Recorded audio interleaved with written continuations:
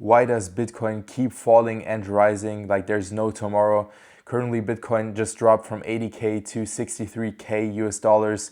And I'm just going to share with you how I deal with that situation and how you might also try to deal with this. I'm Elias from Everyone Invests, and today I'm just going to share my raw thoughts on this. There's no video script, nothing. First of all, this is of course no investment advice. Make sure to do your own due diligence. I've been in the Bitcoin market for now some time, be it a certain event that a certain politician like Trump does that crashes the market suddenly, or other events that influence it.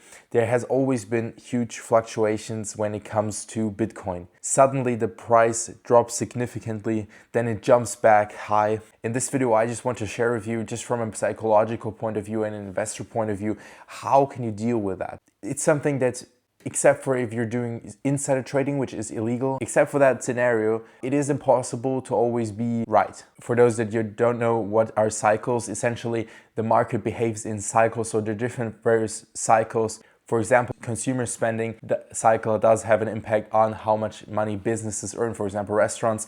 So different cycles have impacts on different events, and also of course politics is also a cycle, and politics do have an impact on Bitcoin, for example. Just because some politician does a certain thing that might temporarily change the landscape for Bitcoin does not mean Bitcoin is worthless long term. So what I personally do is, if there are any political events, any turmoils, any sudden random price drops because some politician said something, then of course I first of all think about it. Then I ask myself this question: will this permanently affect Bitcoin globally if that one politician does X, Y, Z? Or is it just for a certain country and maybe even temporarily? In most of the cases, these things are things such as tariffs, which are most of the cases temporarily, because huge nations can't have tariffs forever. So most of these political events are temporarily, which basically means that there's going to be likely a time where these events are over. And then the question you have to ask yourself is,